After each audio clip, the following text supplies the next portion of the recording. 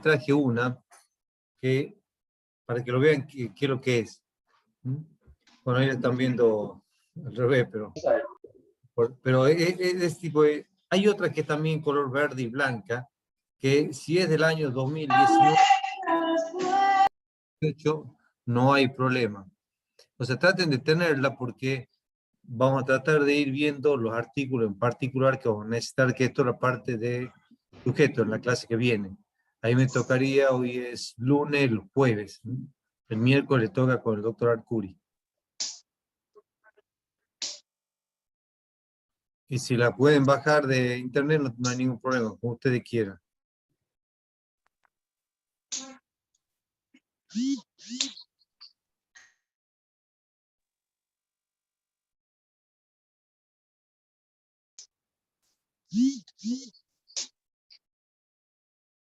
Bueno, ya hay un número apreciable. Les recuerdo, las clases no van a durar más de 45 minutos porque lo que es la norma que nos han dado de la facultad, como para que tengamos un límite por el tema de la atención.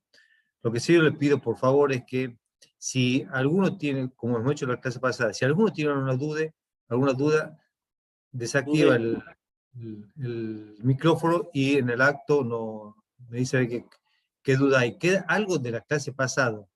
¿Quedó alguna duda?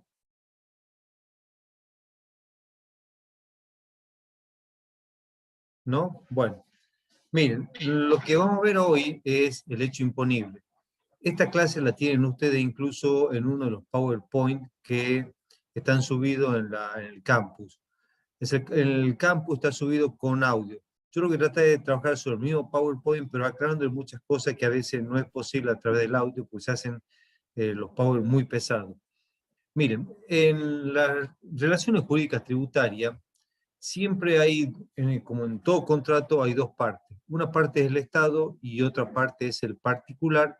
Y en el particular lo incluimos también al comerciante profesional, todo aquel que tenga una manifestación de riqueza. O sea, lo que trata de hacer el Estado es tratar de determinar dónde hay capacidad contributiva.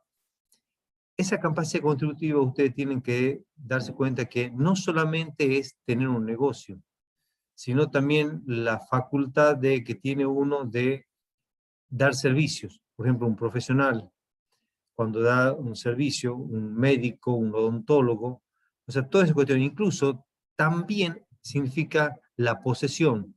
Si yo poseo un terreno, poseo una finca, poseo un departamento, esa posesión también es manifestación de riqueza porque a través de esa posesión yo lo puedo alquilar si es un inmueble urbano o arrendar si es un inmueble rural. Entonces, en todos esos casos que hay capacidad contributiva, el Estado dice, bueno, aquí esta persona puede contribuir al Estado. Y ahí es lo que se produce el nexo entre lo que es el Estado y la persona. Y la persona, le voy a repetir, no solamente física, sino también sociedad. Y es lo que nace el hecho imponible. O sea, el hecho imponible nace por una decisión del Estado. El Estado, sí. ¿Alguien preguntó algo? ¿No? Bueno, lo que les comentaba es que esa relación que se produce es una relación, porque es una relación que nace por una ley, no es una relación caprichosa y antojadiza del Estado. O sea, todo tiene su límite, su razonabilidad y el por qué lo está estableciendo. Esa relación jurídica es una relación jurídica tributaria y a partir de ahí nace el hecho imponible. O sea que, en definitiva, el hecho imponible es el que da origen al tributo. Yo lo que les hice es, fíjense en el cuadrito que tienen ustedes en los PowerPoint, le traté de diagramar como si fuera algo que siempre me gustó, que es fácil verlo, como hacen en matemática, o sea, con conjunto y subconjunto. Por ejemplo, el hecho imponible, uno tiene la noción exacta de que es un hecho económico. O sea, ese hecho económico es lo que decía, es el hecho de que yo puedo prestar un servicio, puedo vender cosas, puedo ser poseedor de un inmueble que lo puedo alquilar y el Estado, a través de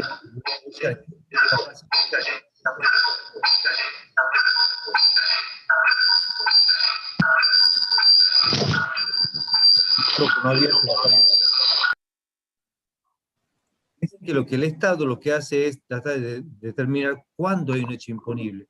O lo que es más, el legislador. El legislador es el que prevé cuándo puede existir capacidad contributiva. Ahora, el hecho imponible es de por sí un hecho económico.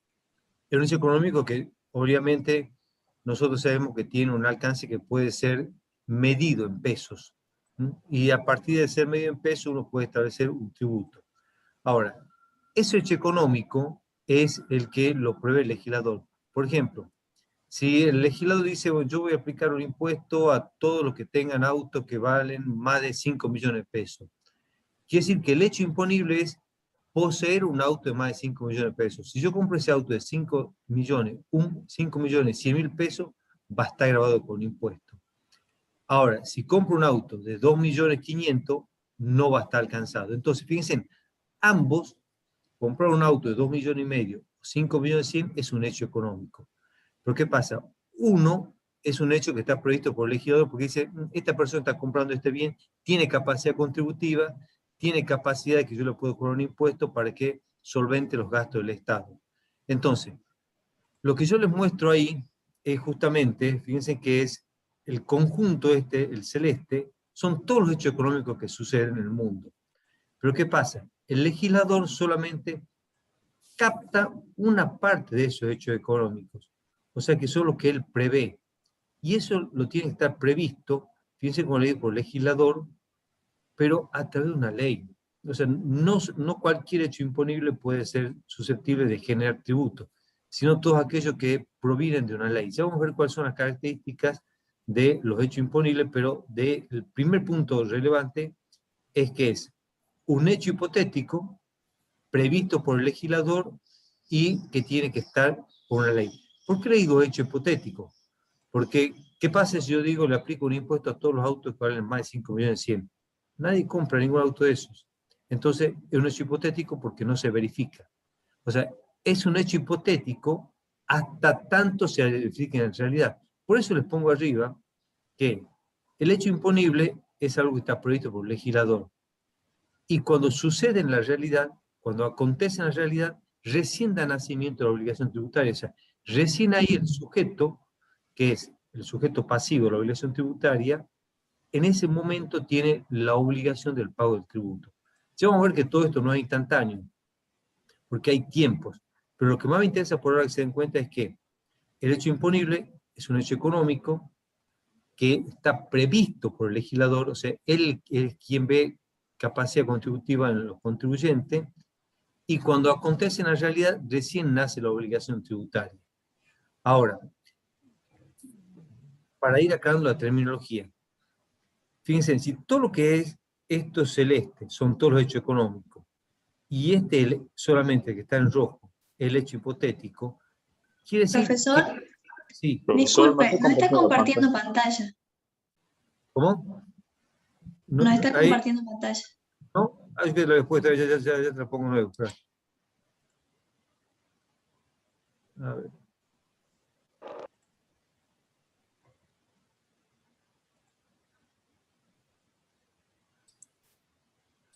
Ya te lo subo.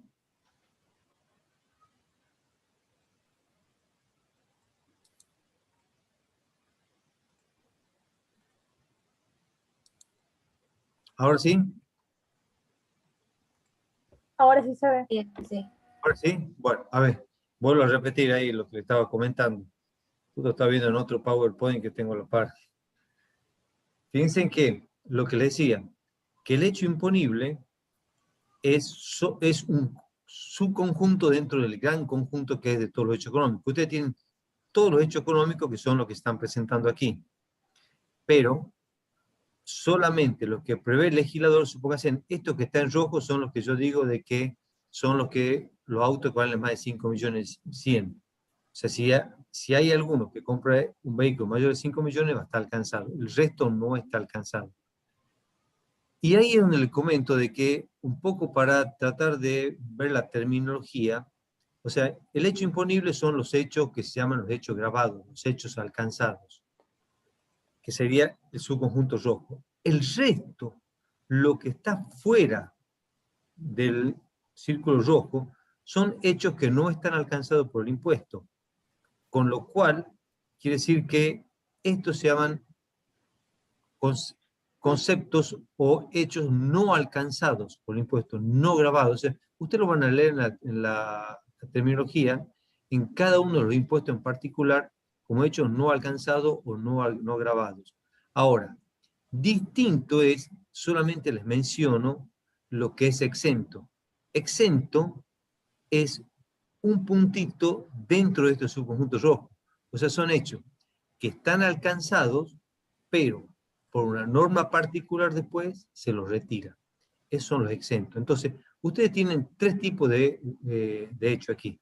Los hechos no alcanzados, que son los que están fuera del círculo rojo, por afuera. Los hechos alcanzados, que serían los hechos imposibles. Y los exentos, que generalmente es un punto dentro del círculo rojo. Y ahí les vuelvo a repetir, como les decía, que el hecho imponible siempre está previsto por el legislador. Y cuando sucede en la realidad, recién da nacimiento a la obligación tributaria. Tienen que tener muy en cuenta eso, porque estos son tiempos distintos que se van dando. Sí. Sí, te escucho. Y sí, cuando no estoy jugando ningún videojuego, de hecho ahora estoy en clase. Voy a tomar café. ¿Cuál es tu duda? ¿No? Bueno. Tengan cuidado con los micrófonos. Bueno, entonces, esa es la parte primera del hecho imponible. Lo que les comentaba es que una de las características principales del hecho imponible, que en cuanto a la naturaleza económica que tiene el hecho imponible, o sea, lo que decía es que es la aptitud para demostrar capacidad contributiva. Esa aptitud no solamente significa, como le decía, vender, tener un negocio, sino también es prestar servicios. También es poseer un bien que uno lo puede alquilar. Y todas estas terminologías hacen de que existan diferentes definiciones del hecho imponible. Una de las definiciones que más se adapta es la que usa Harach, y es que es un hecho jurídico. Es un hecho que voluntaria la ley produce efectos jurídicos. Y tengan en cuenta que el hecho imponible por sí solo no crea la obligación, sino que lo hace a través de la ley. O sea que la obligación nace en la medida que existe la ley. Por eso es que le pongo ahí en el punto 2, previsión legal del hecho imponible. O sea, yo puedo decir cuáles son los hechos imponibles, pero si esos hechos imponibles no están plasmados en la ley, entonces no es legal. O sea, no se cumple el principio de legalidad. Tienen que estar previstos por el legislador y tiene que surgir una ley formal. Se va a hablar con el doctor Arcuri qué características tiene que tener una ley para que sea formal. Pero es una previsión legal del hecho imponible. Ahora, el hecho imponible también dice que no utilización de la integración analógica. O sea, ¿esto qué significa? De que no se puede usar, en principio, la analogía para tratar de desentrañar qué es lo que uno se impone. O sea, en principio, no puede usar otra ley para ver cuál es el alcance de esto. ¿Saben qué pasa? Muchas veces los hechos imponibles no están bien redactados por el legislador. Entonces, cuando no están bien redactados, ¿qué es lo que sucede? A veces se trata de interpretar y muchas veces se va más allá de lo que decía el hecho imponible. Entonces, hay que tener cuidado porque esto no es válido. Y otra previsión del legal disponible es... Disculpe, ¿podría dar un ejemplo de ese tipo de analogía? A ver, por ejemplo, mira lo que está pasando ahora con el tema del aporte solidario, que hay huecos que tiene la ley y esos huecos se los quiere solucionar con la característica de otros impuestos, lo cual no puede ser. Porque cuando uno prevé un hecho imponible, ya vamos a ver más adelante, tiene que tener la capacidad, el legislador, de definir bien, o sea, tiene que definir bien quién es el sujeto, o sea, a quién está dirigido. Tiene que tener definido en qué tiempo, si lo va a aplicar en 1 año, 2 años, 3 años, o sea, por mucho más tiempo. Tiene que definir el aspecto del espacial, o sea, qué personas están dirigidas, de qué países. O sea, todo eso es lo que tiene que tener la previsión del legislador cuando redacta el impuesto. Tiene que estar muy bien redactado. Si no se dan cuenta que a veces algún error que se cometa en esto es algo muy ambiguo, o sea, es algo que no se puede desentrañar bien cuál es el sujeto. A ustedes le van a pasar, por ejemplo, ustedes cuando vean la ley de impuestos a las ganancias, uno de los primeros artículos define cuáles son los sujetos. Después entra a definir cuáles son los hechos imponibles en tipo general. Entonces, la redacción de una ley tiene que tener todo eso muy claro. Yo no puedo usar la ley de IVA, por ejemplo, para tratar de llenar un hueco que hay en la ley del impuesto a la ganancia. No es lo que corresponde. Entonces, es el problema de la analogía. ¿Queda más o menos claro? Porque eso lo van a poder ver mucho mejor cuando vean los impuestos en particular, de que no se puede usar la analogía, o sea, no se puede usar el otro impuesto para tratar de determinar cómo es este. Y es lo que pasa muchas veces en la jurisprudencia, cuando van todos los casos a litigio. Y después un tema muy controvertido, cuando se hace la previsión legal de hechos imponibles, es el convenio sobre carga de impuestos. Esto es un tema bastante complicado, pero les doy un ejemplo para que ustedes lo puedan ver. Convenio sobre la carga de impuestos se da cuando una persona, supónganse, un contador dice, yo voy a hacer un trabajo para esta empresa, dice, ¿cuáles son tus honorarios? Mis honorarios son 100 pesos libres de impuesto. ¿Qué es lo que pasa?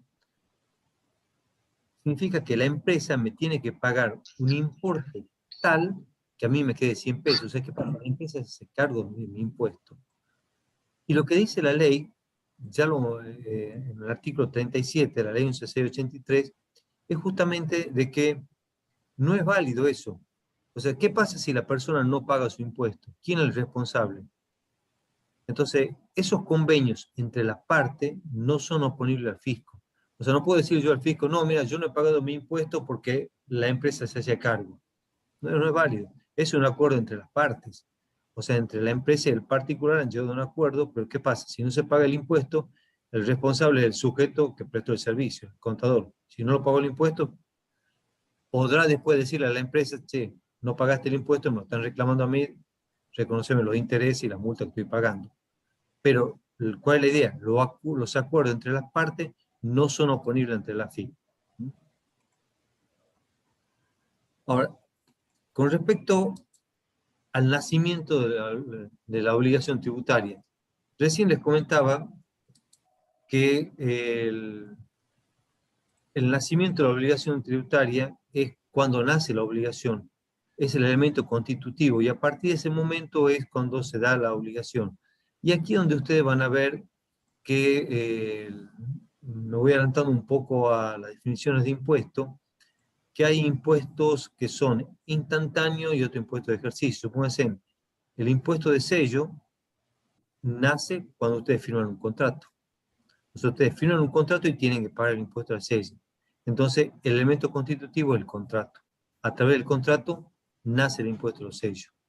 Entonces, el nacimiento de la obligación tributaria no quiero adentrar más porque eso después lo vamos a ver en particular con la determinación de deuda. El punto siguiente es lo que le comentaba. En los elementos del hecho imponible hay dos tipos de elementos. El elemento objetivo y el elemento subjetivo. El elemento objetivo tiene que estar definido por el legislador. Tiene que estar muy, muy bien definido. Porque a partir de esto donde uno dice cuáles son todos los impuestos, todas las personas que va a abarcar el impuesto este. Y ese elemento objetivo incluye el aspecto material, el aspecto espacial y el aspecto temporal. Con respecto al aspecto material, esto está representado por lo que significa el elemento descriptivo, el cual se puede, para completarlo, al supuesto hipotético se le tienen que adicionar los distintos elementos restantes. Y consiste en una manifestación de capacidad económica, sea como renta, patrimonio, como gasto. Y este es el que yo les decía, El aspecto material implica siempre un verbo.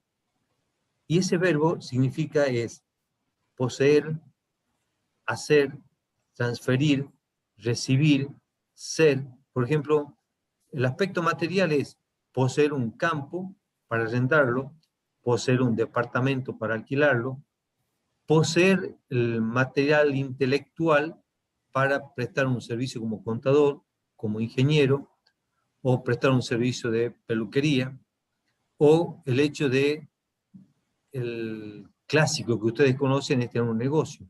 O sea, el aspecto material sería vender. Entonces, cuando uno redacta el impuesto, lo primero que tiene que fijarse es el aspecto material. El legislador tiene que verlo. O sea, ¿cuál es el objeto del impuesto?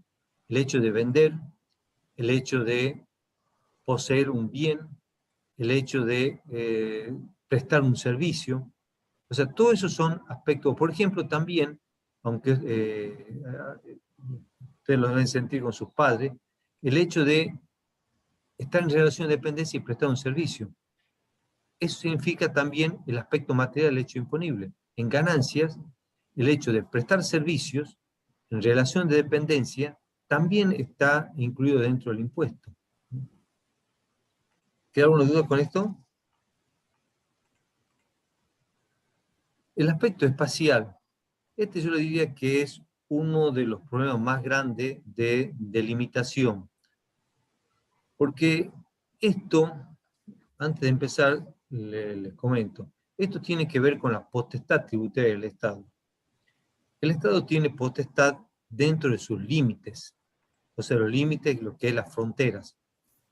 Yo no le puedo aplicar un impuesto a un extranjero por un inmueble que tiene fuera del país.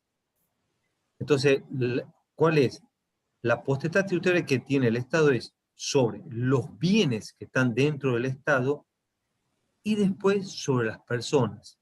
Pero aquí sobre las personas es muy difícil diseñarlo al criterio, porque hay distintos criterios que tiene el Estado para decir cuándo una persona es residente, cuándo a una persona se le puede aplicar un impuesto. Fíjense que el aspecto territorial es muy fácil. Yo sí puedo aplicar un impuesto a todos los bienes que hay en el país. No hay ninguna duda. O sea, si hay un extranjero que tiene un inmueble en la Patagonia, yo a ese extranjero le puedo cobrar el impuesto porque está usufructuando un espacio físico dentro de lo que es la potestad tributaria de la nación. Ahora, a una persona es más difícil, porque fíjense qué pasa. Si un médico va a prestar servicio a Estados Unidos, hace una operación y vuelve, ¿ese servicio está grabado con impuesto? O sea, ¿el aspecto espacial lo incluye? O el otro caso, al revés, un extranjero viene a nuestro país, un médico, se lo contrata, presta un servicio en el país. Ese hecho que realiza en el país, por ser residente extranjero, ¿está alcanzado con el impuesto? O sea, fíjense que es bastante complicado. Entonces, ¿qué es lo que surge a partir de esto? A partir de esto hay criterios en donde estos criterios lo que se trata de hacer es delimitar justamente lo que es el aspecto espacial, o sea, es decir, sobre quiénes se ejerce la potestad. Y en estos hay bastante diferencia. Cada país adopta el que cree conveniente. En nuestro país, yo le voy a decir cuáles son los casos que hay y van a ver de cuál es más fácil de aplicarlo. Para distinguirlo, hay uno que se llama pertenencia política. O sea, tributan todos los que han nacido en el país, ya sea que se hayan domiciliado en el país o fuera de él, en el principio de nacionalidad. O sea, todos los que son nacionales del país, todos los que han nacido en el país, tributan impuestos. Esa persona que ha nacido en el país y presta un servicio fuera del país, con criterio de que la persona está radicada en el país, va a estar alcanzado esa prestación de servicio en el exterior. Ahora, con este criterio de pertenencia política está claro de que una persona que está en el exterior y presta un servicio aquí en el país, en principio no estaría alcanzado ese servicio. Pero vamos a ver de que hay un mix de todo esto.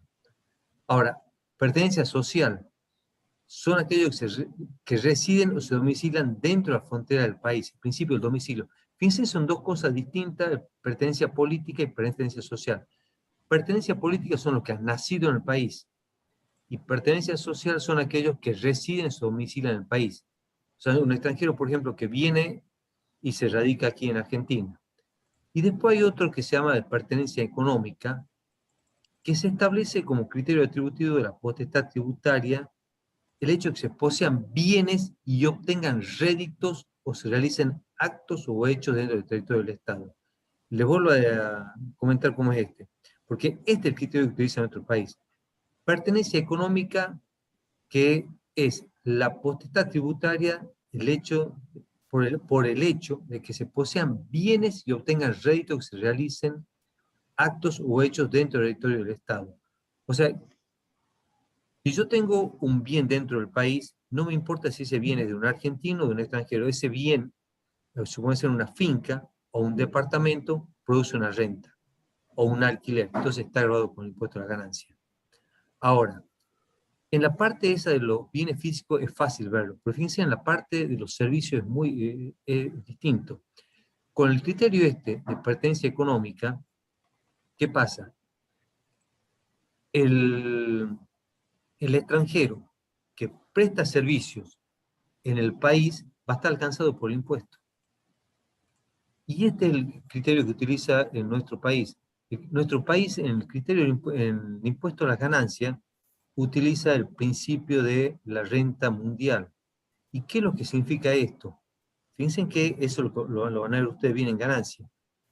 Que el aspecto espacial significa que van a tributar por todos los bienes que tengan en el país, y los residentes en el país van a tributar por todas las prestaciones que realizan en el exterior. O sea que hoy en día, un médico que realiza trabajo en el exterior, prestación en el exterior, por esa prestación en el exterior va a estar alcanzado en el país. Pero no se asusten tanto, porque se permite, les voy comentando, ya lo van a ver en cada impuesto en particular, se permite que esta persona, por el trabajo que ha hecho, supóngase en Estados Unidos, le cobran impuestos.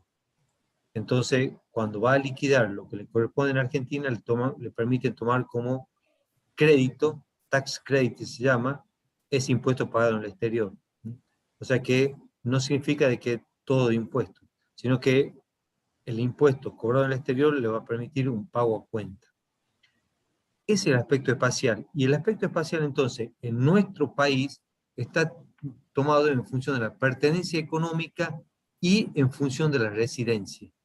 O sea, no son los domiciliados en el país, no son no son los que tienen pertenencia política, sino los domiciliados y por la pertenencia económica. Eso es el aspecto espacial. Y ese es lo que se llama, lo que tienen puesto ahí, criterio de la fuente de territorialidad. O sea, cuáles son las circunstancias de índole económica o carácter objetivo que hacen que esas personas puedan tributar en el país. O sea, ¿cuáles son los criterios que utiliza el país? En nuestro país se utiliza un criterio de la fuente de territorialidad y el criterio del domicilio o residencia. ¿Queda claro lo que es? Este es un aspecto bastante controvertido y no fácil de entender. A veces con los ejemplos es con lo que mejor se entiende. ¿Más o menos lo han captado? Sí. ¿Sí?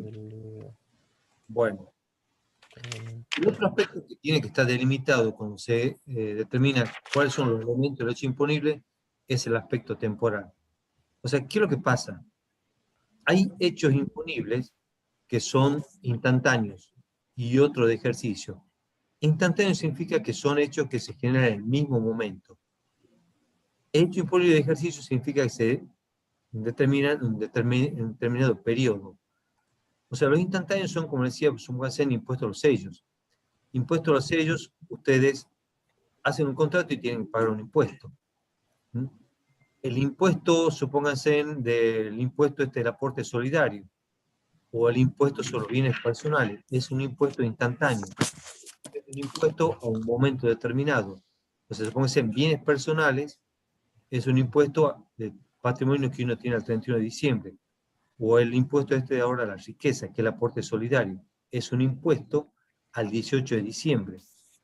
Entonces, son esos impuestos instantáneos en un momento determinado.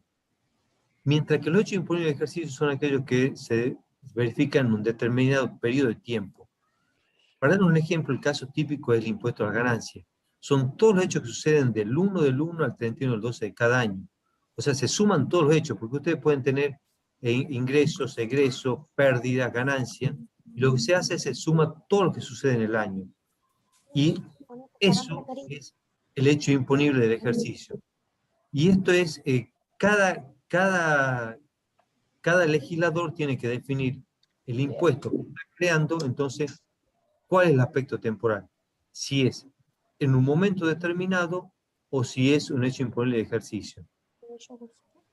Andá y lavate las caritas, ponételas por ahí, ponete yogurcito. ¿Una pregunta? ¿No? Bueno.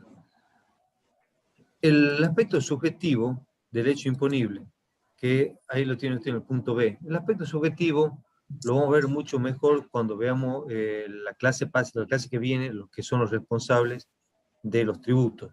Pero el aspecto subjetivo es fundamentalmente a quién está dirigido este impuesto. O sea, quiénes son las personas a quienes en las cuales se va a verificar el impuesto. Les voy a repetir, no solamente es persona física, puede ser persona jurídica.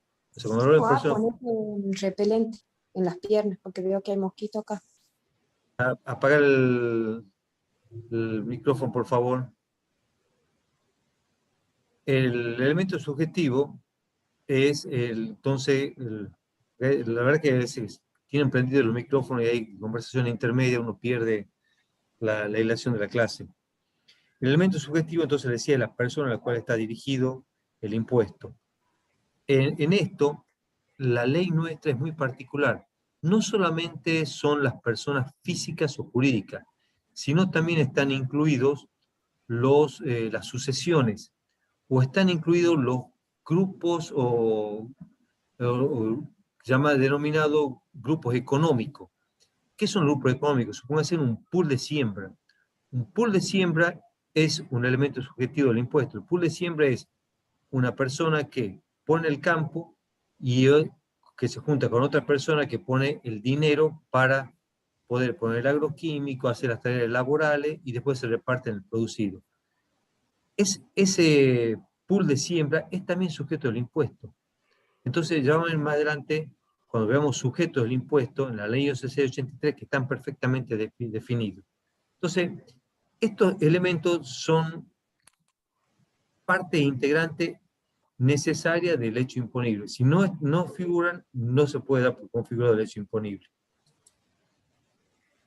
Ahora, ya hemos visto que el hecho imponible, cuando sucede en la realidad, nace la obligación tributaria. Al nacer la obligación tributaria, ¿qué pasa? Se tienen que aplicar cada ley en particular para transformarlo en pesos, porque usted tiene algo que es el hecho económico. Pero como estaba diciendo que un hecho económico tiene que valorizarlo, y valorizarlo para poder aplicar sobre él el impuesto. Las definiciones que tienen ustedes, que pueden ser el impuesto, lo que es el hecho imponible, pasa directamente a hablarse de lo que se llama la base imponible. La base imponible justamente es ese hecho económico que está valorizado. Y está valorizado, fíjense, en función de lo que es cada ley en particular. O sea, cada ley en particular le va a decir a ustedes cuál es la forma de valorizarlo, cuál es la forma de transformarlo a pesos. Entonces, en esto, tienen que ir en cada caso en particular, tienen que ir a la ley que lo ha creado para tratar de darle el valor de pesos. Ahora, entonces, por un lado tenemos el hecho imponible, que es el hecho económico. Por otro lado, la base imponible, que es ese hecho económico valorizado. Y a partir de esto surge lo que es la base imponible. que es que sobre esa base se aplican los impuestos. Ahora, hay dos tipos de bases que se aplican. Puede ser un porcentaje o un importe fijo. Por eso lo pongo la base imponible puede ser que yo le aplique un importe ad valorem o específico. Y en estos, piensen que se da mucho a veces en el tema de los impuestos internos, en el tema de las bebidas, en el tema de que hay un impuesto fijo por cada litro. Por ejemplo, en el tema de alcoholes, el impuesto se determina directamente, un impuesto dentro de la ley de impuesto interno, un determinado valor sobre cada litro comercializado. Entonces, cada ley va a decir cómo es la forma de valorizarlo. O sea, cuál es la base imponible, si va a ser ad valorem o específico. En general, en nuestro sistema tributario, la mayor parte son ad valorem, o sea que sobre la base imponible se aplica un porcentaje. Y ese porcentaje, Profesor, sí, ¿la base imponible dijo que podía ser en porcentaje o en qué? o específico. Porque a veces, es lo que te digo, o sea, a veces suponete la base imponible, por ejemplo, de los litros comercializados, el hecho económico de la comercialización de litros de vino. Entonces, yo lo que hago es directamente no te pone a determinar cuánto es el costo de cada litro, sino te dicen, vos vas a pagar un impuesto de 10 pesos por cada litro de vino comercializado. Entonces, directamente es, vos vendes vino, por cada litro paga 10 pesos, suponete. ¿Mm? O, por ejemplo, el tema de impuesto interno, el tema de automóvil, a veces. Hay algunos impuestos que son impuestos fijos. Y que no es el común. El común es, supónganse, en el tema, le doy un ejemplo, el tema del IVA. El tema del IVA, ustedes venden un producto y sobre ese producto tienen que tributar el 21%. Eso es ad valorem. O sea, ahí están tributando un porcentaje sobre esa base imponible. Y el general, la mayoría son así. Son un porcentaje sobre la base imponible. En algunos casos, es un impuesto fijo por cada volumen comercializado, ya sea litros, sea metros cúbicos, sea kilos, o sea, depende del hecho imponible que se trate. Pero en general son porcentajes. Por ejemplo, el impuesto a la ganancia, ustedes van a pagar alrededor de un 30% sobre las utilidades netas. O sea, ¿cuál sería? La base imponible es la utilidad neta, y sobre eso se aplica un 35%. La base imponible en el IVA, por ejemplo, es la venta neta, aplican un 21%. En ingreso bruto, por ejemplo, la base imponible es la venta de productos, la venta de bienes o servicios, y sobre eso le aplican la alícuota. Y de esa forma se van a determinar. Pero fíjense, lo que más me importa a mí que vayan teniendo en cuenta que es, por un lado es el hecho imponible, por el otro lado es la cuantificación de ese hecho imponible que se transforma en base imponible, y por otro lado es lo que se llama la alícuota que se le aplica. Ahora, ¿hasta ahí ha quedado claro? Sí, profesor. Fíjense que entonces, cuando surge todo esto, surge después que han sacado el hecho imponible, la base imponible, le aplican la alícuota que corresponde, surge que es lo que se llama el importe tributario. Que el importe tributario, en definitiva, es la cantidad que el fisco pretende y que el sujeto pasivo está obligado a pagar. Y esa es la obligación tributaria de él. O sea, ahí es donde termina. Entonces, la obligación tributaria, fíjense, para llegar a la obligación tributaria es toda una serie de pasos, que en el medio significa aplicar cada ley en particular. Ustedes tienen que leer la ley de IVA, la ley de ganancia y aplicar cuáles son los principios que tienen para determinar cuál es la base imponible. Ahora, para tratar de terminar, les voy a mostrar lo que es la irretroactividad, que juega bastante en lo que es el aspecto tributario, porque la retroactividad, ¿qué es lo que significa en principio? Que el legislador, cuando un impuesto, no puede irse para atrás todo lo que él quiera. O sea, tiene tiene una pared, tiene una frontera. O sea, justamente porque, ¿qué pasa ahí? Teoría de los derechos adquiridos. Entonces, no se puede ir tan atrás. O sea, el fundamento de la retroactividad es el principio de legalidad, que es la certeza. O sea, el principio de certeza, si ustedes quieren, impone un orden racional, de tal forma que las normas tributarias sean claras, completas, precisas y con forma de evitar la confusión y el desorden. De certeza, el derecho es una exigencia del principio de seguridad jurídica.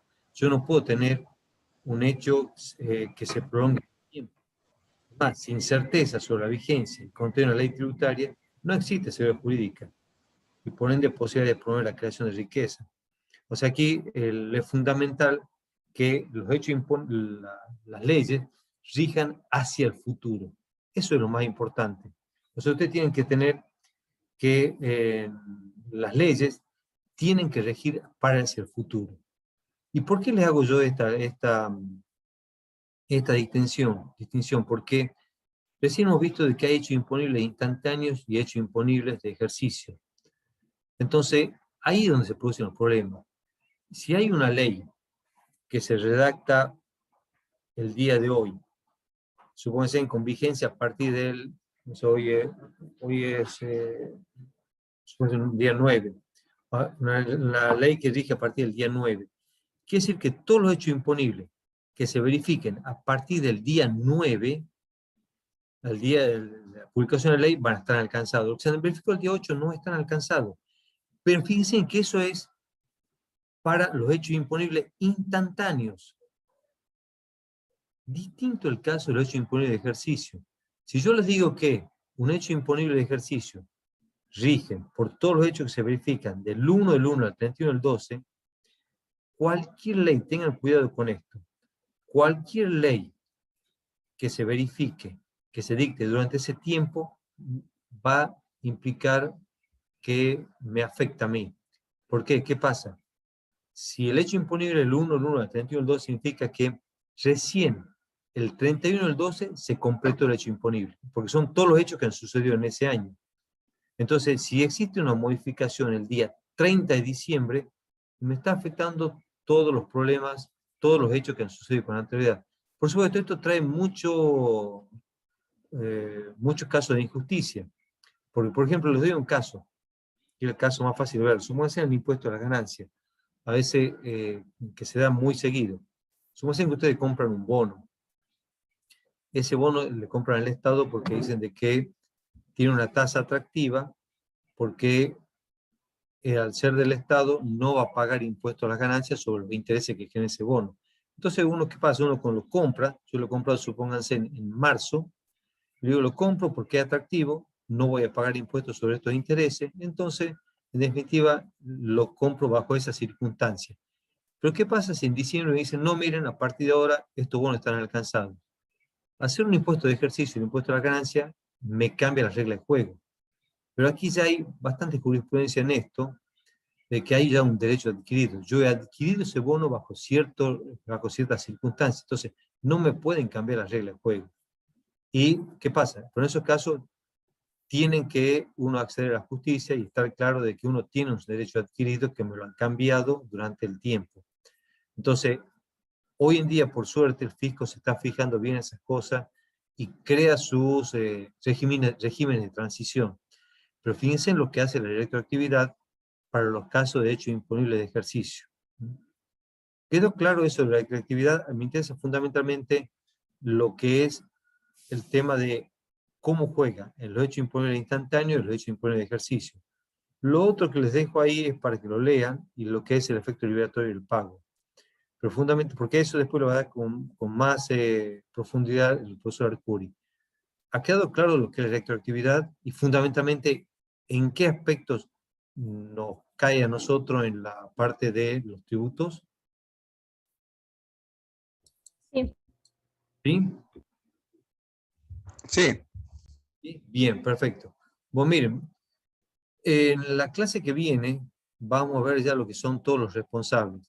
Ahí sí necesito que tengan la ley, porque vamos a ir analizando todos los casos de los responsables, los sustitutos, los responsables solidarios, cómo son las responsabilidades y qué es lo que dice la ley. Y es fundamental que tengan la ley porque ustedes, como les decía, tienen que aprender a leerlos con la terminología propia. ¿Mm? Ahí voy a leer los chats a ver si hay algo en... Ahí me decían, el video que yo le estoy diciendo sí está habilitado en el campus y está hecho como una introducción a YouTube. No sé quién pregunta ahí el IVA. Farid, dale, ¿qué es lo que querés preguntar con el IVA? ¿Qué duda tenías? Farid, Ale.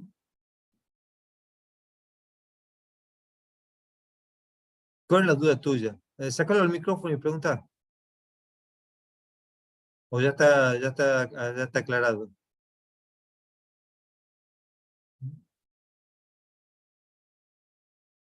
¿Queda alguna otra duda? Le advierto algo. Disculpa, Sí, te escucho, Diego. yo recién me conecté porque tuve problemas con el internet. ¿Por casualidad la clase la suben al campus? Sí, ¿O es me que podía decir queda más o menos? grabado. Queda grabado. Estamos viendo, la verdad que se está grabando y después lo vamos a subir. Lo que pasa es que es un chat nuevo que nos ha provisto la facultad y teóricamente tiene que llegar a los mails de la cátedra. Todavía no lo hemos visto que llegue, pero la idea es que sí se lo suba. No sé cómo va a trabajar. Te repito, creo que entra al mail directamente de la cátedra, pero todavía el de las clases anteriores no lo hemos recibido. Así ya lo voy a ir comentando. ¿Alguna otra duda? ¿No? Bueno, entonces nosotros nos volvemos a ver el día jueves y por favor traten de tener la ley a mano. Así la vamos leyendo y van aprendiendo a leer y van a ver de que, a pesar de que, algo que les quiero aclarar, yo soy contador y sé lo difícil que es a veces entender la parte jurídica. Entonces la idea es que tratar de llevarlo a una terminología que sea adecuada para nosotros y que la podamos entender. Es más, les voy a divertir, en los exámenes no se pide nada de memoria, es la parte conceptual. Entonces, traten de entender la ley porque leyendo la ley lo van a poder entender mucho mejor. Bueno, muchísimas gracias chicos. Nos vemos el jueves. Muchas gracias, profe. Chao, Rodrigo. Muchas gracias. Chao, profe.